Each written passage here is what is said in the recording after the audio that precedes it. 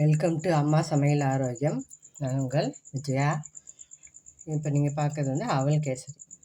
இது வந்து பாசிப்பருப்பு ஒரு 1/4 டம்ளர் போட்டு அது வெந்ததும் அவல் ஒரு 3/4 டம்ளர் அவல் போட்டுட்டு அது ரெண்டுத்தையும் சேர்ந்து கொஞ்சமாக தண்ணி விட்டு வேக வைக்கணும். அது மூழ்கிற அளவுக்கு தண்ணி விட்டு வேக வைக்கணும். ஒரு சிட்டிகை உப்பு, நான் கொஞ்சோண்டு மஞ்சத்தூள் போட்டிருக்கேன். மஞ்சத்தூள் வந்து கண்டிப்பாக வாசனை வராது, நான் எல்லாத்துலேயும் போட்டு செய்வேன் கலருக்கு பதிலாக. அப்புறம் முந்திரி, திராட்சை, 2 ஏலக்காய் அதுலேயே போட்டேன் நான் வேக வைக்கிறதுலையே. அதுக்கப்புறம் வந்து ஒரு சிட்டிகை உப்பு, ஒரு சிட்டிகை மஞ்சத்தூள். முந்திரி திராட்சை நான் அப்படியே முழுசாகவே போட்டேன். சர்க்கரை வந்து நீங்கள் எந்த அளவுக்கு தித்திப்பு சாப்பிடுவீங்களோ அந்த அளவுக்கு தித்திப்பு போட்டுங்க. அதுக்கப்புறம் கடைசியாக வந்து ஒரு ஸ்பூனோ இல்லை ஒரு டேபிள் ஸ்பூனோ அவங்கவுங்க நெய் எப்படி சாப்பிடுங்களோ அதுக்கேற்ற மாதிரி ஊற்றிக்கோங்க. இதுதான் அவல் கேசரி ரெடி ஆயிடுச்சு. இன்றைக்கி தைப்பூசத்துக்கு சாமிக்கு நெய்வேத்தியத்துக்கு இதுதான் எங்களுக்கு ரொம்ப டேஸ்டியாக இருக்கும். அவலில் வந்து சர்க்கரை பொங்கல் பண்ணாலும் டேஸ்டியாக இருக்கும். இது வந்து ஒயிட் சுகர் போட்டு நான் கேசரி மாதிரி பண்ணியிருக்கேன். இதை வந்து செய்து பாருங்கள். செய்து பார்த்தா ரொம்ப டேஸ்டியாக இருக்கும். பசங்களை அவங்க கூட விரும்பி சாப்பிடும். அவல் வந்து எல்லாருக்குமே நல்லது. அதை வந்து சர்க்கரை பொங்கலில் ரைஸ் போட்டாலோ இல்லை ரவை போட்டால் சில பேர் சாப்பிட மாட்டாங்க. இது வந்து அவல் வந்து எல்லாருமே விரும்பி சாப்பிட்ற ஒரு இது, உடம்புக்கும் சத்தானது, நல்ல டேஸ்டியாகவும் இருக்கும்.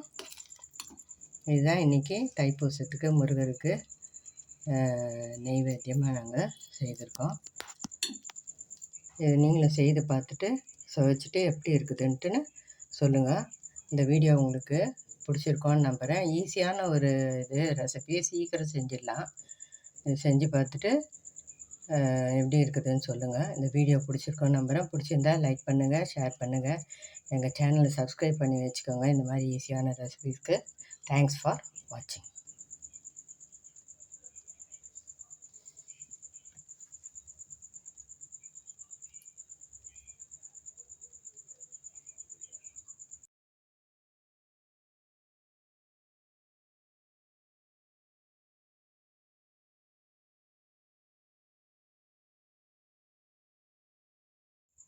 வெல்கம் டு அம்மா சமையல் ஆரோக்கியம். நான் உங்கள் விஜயா. இப்போ நீங்கள் பார்க்குறது வந்து அவல் கேசரி. இது வந்து பாசிப்பருப்பு ஒரு 1/4 டம்ளர் போட்டு அது வெந்ததும் அவல் ஒரு 3/4 டம்ளர் அவல் போட்டுட்டு அது ரெண்டுத்தையும் சேர்ந்து கொஞ்சமாக தண்ணி விட்டு வேக வைக்கணும். அது மூழ்கிற அளவுக்கு தண்ணி விட்டு வேக வைக்கணும். ஒரு சிட்டிகை உப்பு, நான் கொஞ்சோண்டு மஞ்சத்தூள் போட்டிருக்கேன். மஞ்சத்தூள் வந்து கண்டிப்பாக வாசனை வராது, நான் எல்லாத்துலேயும் போட்டு செய்வேன் கலருக்கு பதிலாக. அப்புறம் முந்திரி, திராட்சை, 2 ஏலக்காய் அதுலேயே போட்டேன் நான் வேக வைக்கிறதுலையே.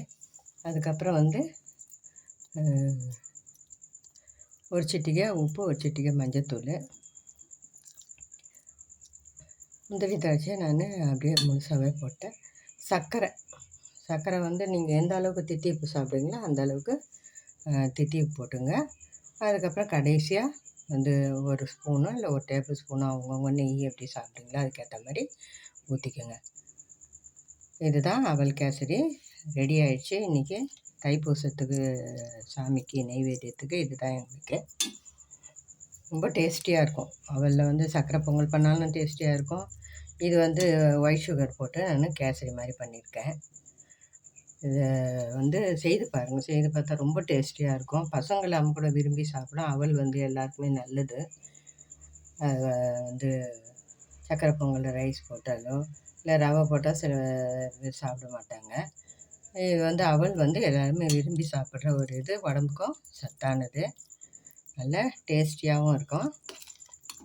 இதுதான் இன்றைக்கி தைப்பூசத்துக்கு முருகருக்கு நெய்வேத்தியமாக நாங்கள் செய்திருக்கோம். இது நீங்களும் செய்து பார்த்துட்டு சுவைச்சிட்டு எப்படி இருக்குதுன்ட்டுன்னு சொல்லுங்கள்.